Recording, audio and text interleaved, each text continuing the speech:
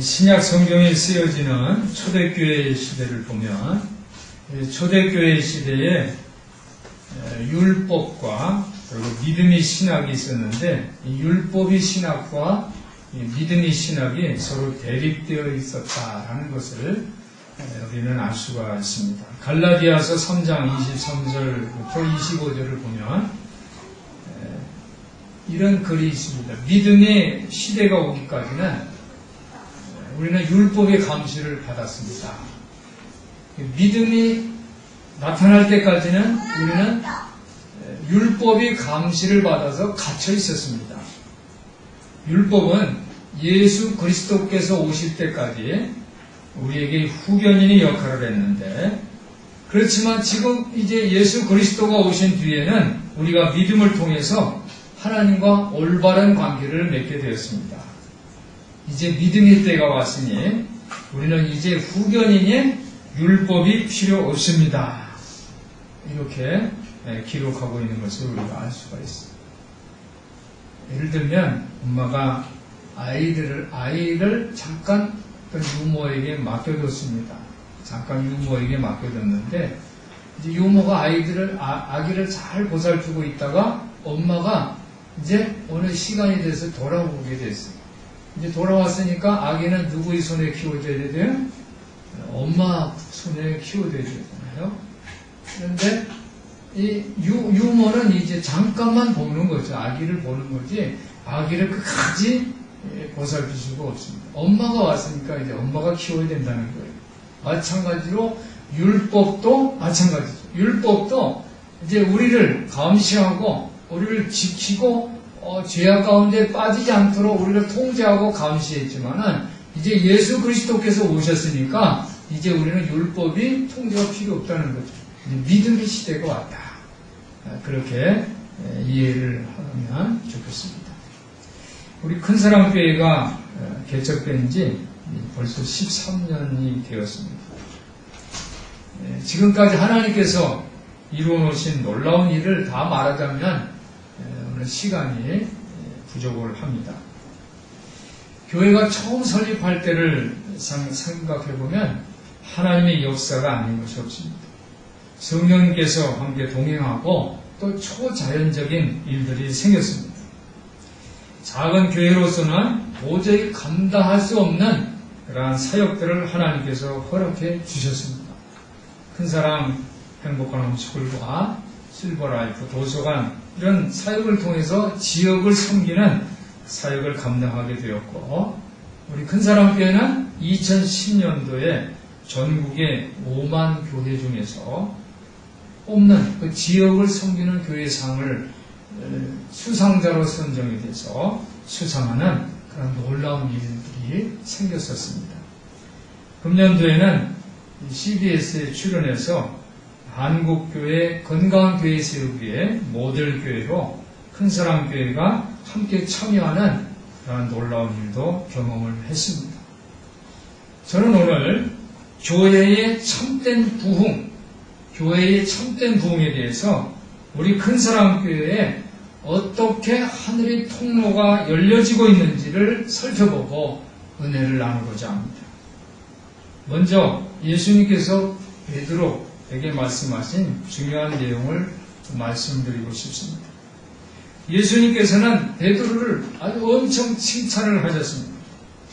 예수님께서는 제자들에게 이렇게 질문합니다. 사람들이 나를 누구라고 하지? 이렇게 질문했어요. 제자들이 대답을 합니다. 선지자라고 합니다. 어떤 사람은 엘리야라고 합니다. 세례 요한이라고 합니다. 이렇게 대답을 했습니다. 예수님께서는 그러면 너희는 나를 누구라 하느냐? 이렇게 질문하십니다. 이 질문은 아주 중요한 질문이었어요. 베드로가 기회를 놓치지 않고 대답을 합니다.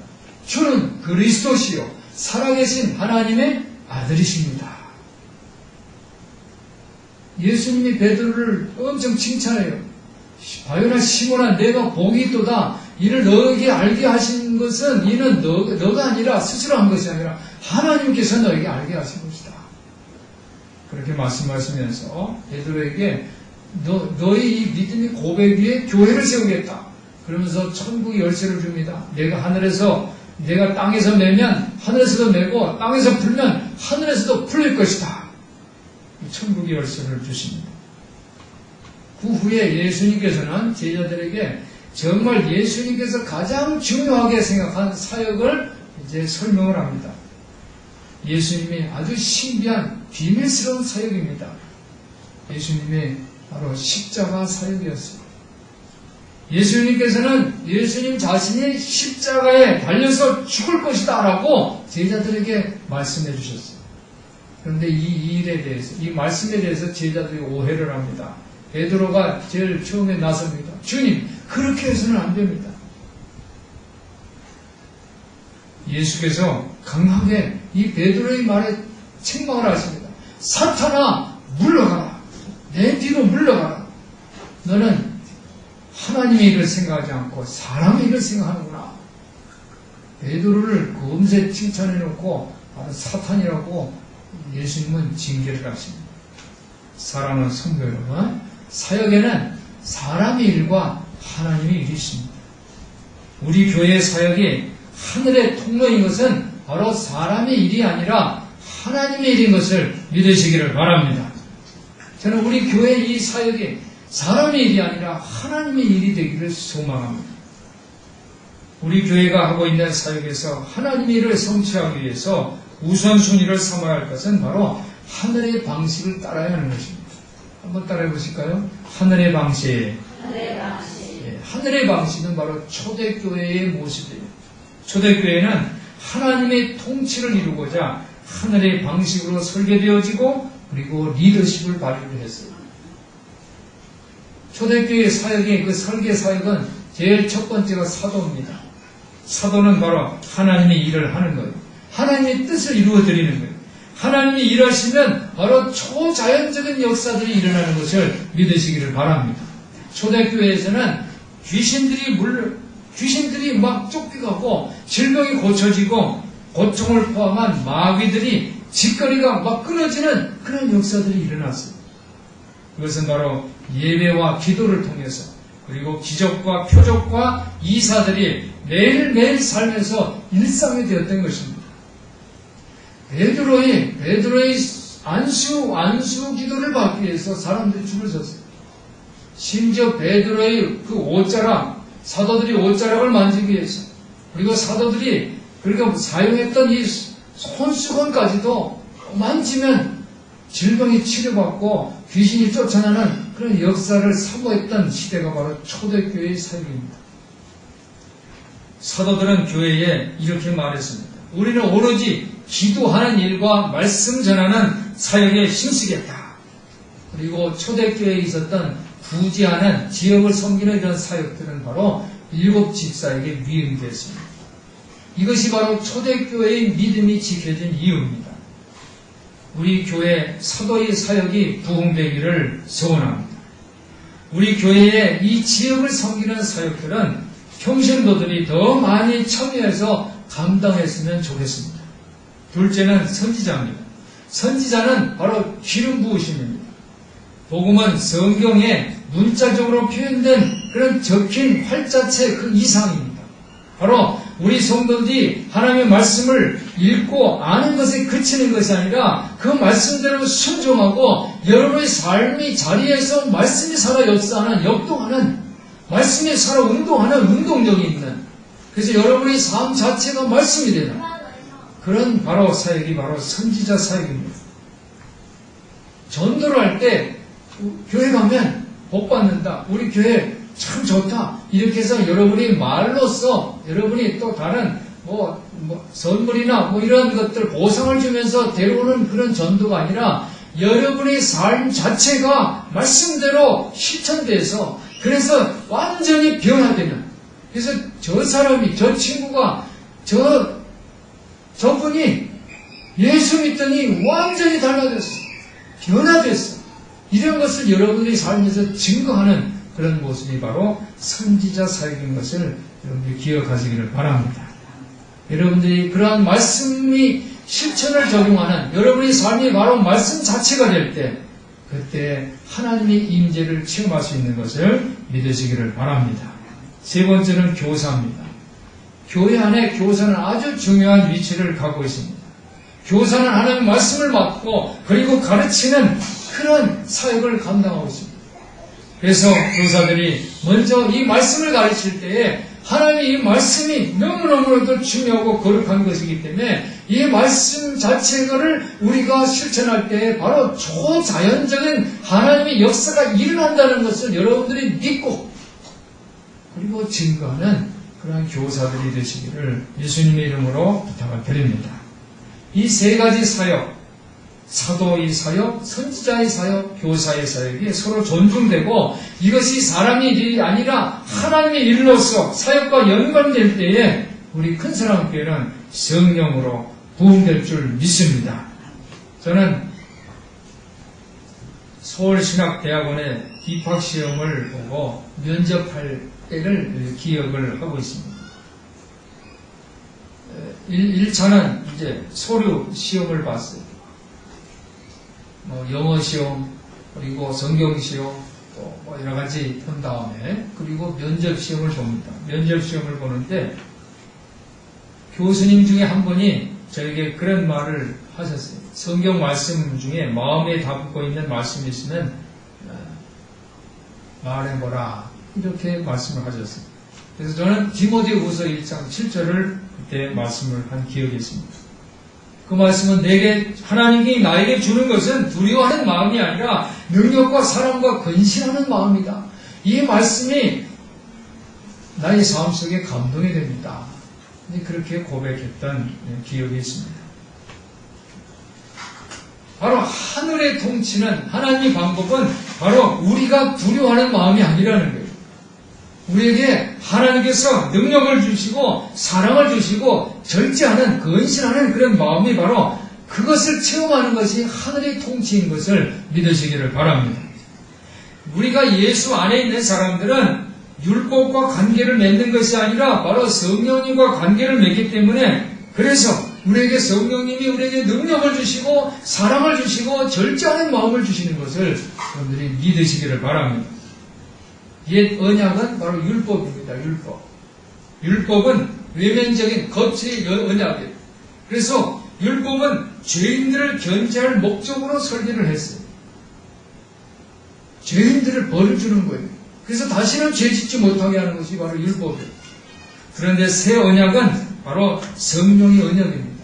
성령님을 통해 우리가 능력과 사랑과 근신하는 이 절제 능력을 받게 돼서 그래서 우리 내면의 언약인 것입니다. 그래서 새 언약을 받은 사람들은 본성이 새롭게 돼서 책임성을 갖고 자신을 다스릴 수 있게 되는 겁니다. 오늘 우리 성도들이 두 가지 선택을 할 수가 있습니다. 첫 번째는 율법이고 두 번째는 성령인 것입니다. 율법은 종교적인 사람으로 가게 해요. 신앙생활 하는데도 종교적이에요. 그래서 종교적이기 때문에 누가 잘못되면 너 잘못했다 징계하고 정죄하고 판단을 해요. 크리스천 중에 그런 사람들이 많죠. 그런데 성령을 내가 선택하면 성령은 바로 관계입니다. 부모와 자식 간의 관계를 생각해 보세요. 부모 자식의 사이가 좋은 이 부모 자식도 있지만 사이가 안 좋은 부모 자식도 있어요. 어쨌든 간에 사이가 좋으면 참 보기 좋지만 사이가 안 좋으면 무자식이 상팔자다.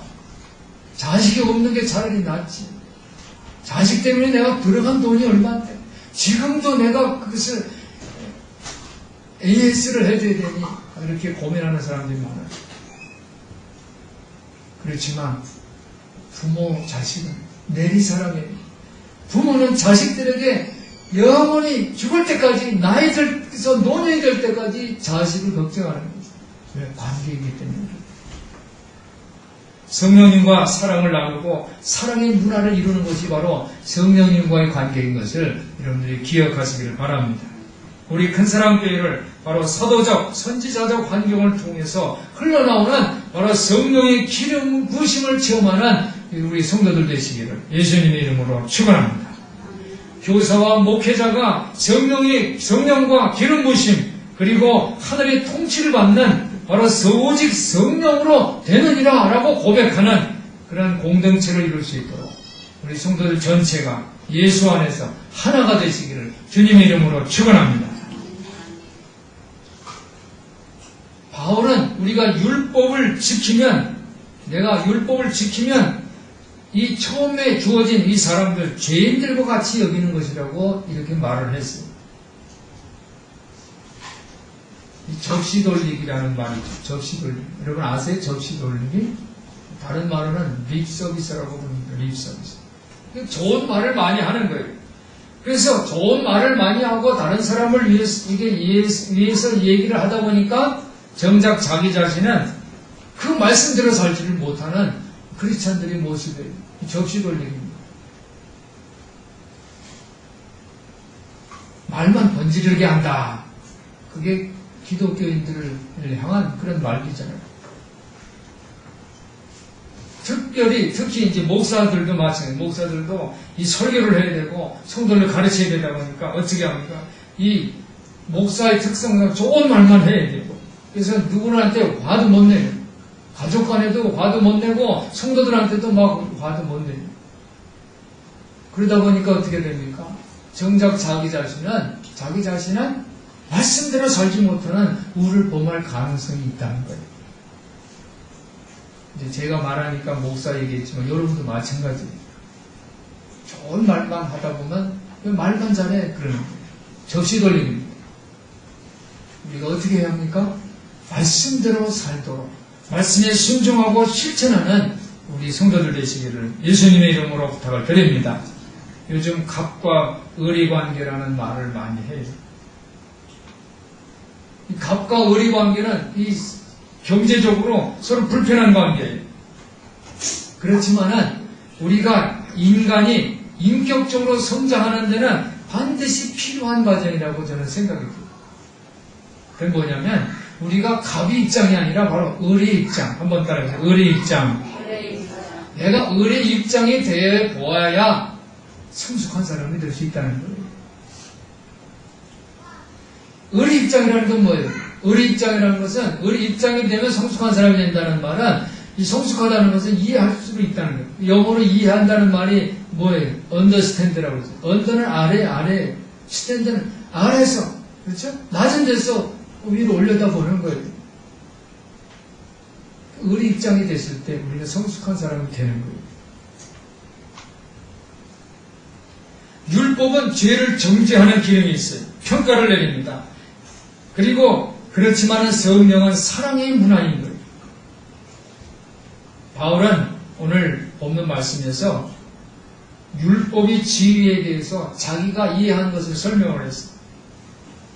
율법은 그 자체가 문제가 있는 것이 아니라 바로 이 죄로 말미암아 이 거룩한 율법을 그릇되게 사용한다는 거예요.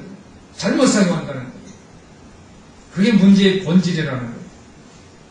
그래서 이 죄에 대해서 말을 할 때에 이 인간을 이 죄가 노예로 사로잡는다는 거예요. 율법이 이 인간을 죄로 노예로 사로잡는 그 우주적인 세력이 있다는 거예요. 율법 안에. 그래서 이 율법 자체는 본래 선한 거지만 이 우주적인 세력이 이 죄가 율법을 뺏어가게 되면, 탈취하게 되면 개인에게 어떤 일이 발생되는지를 오늘 얘기를 한 거예요. 그것은 바로 우리 안에 두 가지가 있는데, 두 가지 이 정체성이 있어요. 내 안에 두 가지가 있는데 하나는 선한 것이 있고 하나는 악한 것이 있어요. 그런데 바로 내 본 마음은 선한 것을 하고 싶은데 겉으로는 내가 악한 것을 한다는 거예요. 내가 잘못한다는 거예요. 나는 하나님 앞에 정말 예수님처럼 살고 싶은데 이 신앙인들이 예수님처럼 사는 게 아니라 잘못 화도 내고 다른 사람을 막 정죄도 하고 악한 짓을 하고 있다는 거예요. 그리고 또 그 악한 짓을 하는 그 나 자신을 막 괴로워한다는 거예요. 내적인 싸움이고 영적인 전투가 있다라고 오늘 사도 바울은 고백을 하고 있습니다. 오늘 본문의 14절에 보니까 우리가 율법은 신령한 줄로 알거니와 나는 육신에 속해서 죄 아래 팔렸다는 거예요. 그러니까 내가 노예가 됐다는 거예요. 노예가. 죄의 종이 됐다는 거예요. 팔렸다는 거예요. 그런 끔찍스러운 자기 자신을 설명하는 거예요. 그렇지만 사도 바울은 이 바로 예수의 죽음, 십자가 죽음 자체가 죄를 정복했다 라는 것을 지금 말하려고 하는 거예요. 즉 인간을 이 죄의 노예로 삼으려고 하는 이 죄의 능력으로부터 예수 그리스도의 십자가의 그 죽음을 통해서 우리를 구원해냈다라는 것을 말하고 있습니다. 오늘 15절부터 16절까지 보니까 율법 자체는 선하다는 거예요. 율법이 선한 것을 시인한다. 그렇지만은 바로 이 율법을 엄수했던 이 유대인들, 율법 자체가 선하기 때문에 그것을 엄수했던 그 유대인들이 경험이 뭐냐면 유대인들은 생명과 관계가 없다는 거예요. 왜? 예수님을, 정작 하나님이시 예수님을 유대인들이 어떻게 합니까? 율법을 잘 선하니까 지켰는데 예수님을 십자가에 달려 죽게 했잖아요. 즉 율법을 열심히 지켜도 생명과는 관계가, 생명이신 예수님을 십자가에 달렸다는 거예요. 유대인들의 경험으로 봐서 뭐예요? 율법은 선하지만 그러나 정작 그 결과는 좋지 않다는 거죠. 그것을 지적을 합니다. 17절부터 18절까지 사도 바울은 이렇게 고백을 합니다. 내 속에 육신에 선한 것이 거하지 않고 있다라는 것을 내가 알고 있다. 그 뭐냐면 내가 선을 원치 않는 바 악은 행함이지만 선을 행하지 않고 악은 행하고 있다는 거예요. 근데 내가 선을 행하지 않고 악을 행한다는 게 그러나 내 마음은 바로 선을 하고 싶은데 그렇게 하지 못한다는 것을 고백을 했습니다. 20절에 보니까 만일 내가 원치 않는 그것을 하면 이를 행하는 자가 내가 아니고 내 속에 거하는 죄다 그랬어요. 내가 악을 행하면서도 이것은 내가 한 것이 아니에요. 내 속에 있는 악이 행한 거예요. 이렇게 고백을 한 거예요. 그러면서 20절에 뭡니까? 그것을 해서는 안 되겠다고 생각하고 있다는 거예요. 바로 내 속에 들어있는 죄 때문에 내가 그렇게 생각한다는 거예요. 21절에 이 사도 바울은 더 고백을 합니다. 그러므로 내가 한 법을 깨달았다. 법을 깨달았다고 얘기를 합니다. 그게 뭡니까? 그것은 바로 선을 행하기 원하는 나에게 악이 함께 있다. 나는 선을 원하는데 내 속에 악이 함께 있다는 거예요. 그리고 22절부터 23절까지 죄의 법에 대해서, 그렇죠? 내 지체 속에 한 다른 법이 내 마음이 법과 싸워서 죄의 법 아래로 나를 사로잡아오는 것을 본다는 거예요. 죄의 법. 즉 죄의 법은 이 죄가 자기의 목적을 위해서 율법을 사용한다는 거예요. 율법을 사용해요. 죄가 와서 험악한 모습으로 우리를 막 만나려고 우리는 도망가죠. 그런데 이 선한 법을 사용해서 우리를 노예로 삼으려고 한다는 거예요. 그래서 사도 바울이 말하는 요점이 있습니다. 결론은 계속 지금 11절부터 20절까지 계속 좀 혼란스러운 얘기를 하잖아요. 나는 선한 거 하고 싶은데 악을 행한다. 내 속에는 내 자신은 바로 이 선한 것이 내 정체성인데 내 속에 악이 들어있다. 죄의 법이 있다. 이렇게 이제 설명하는데 요점이 뭐냐면 바로 내가 율법을 준수하는 것만으로는 죄의 굴레를 깨뜨릴 수 없다는 거예요.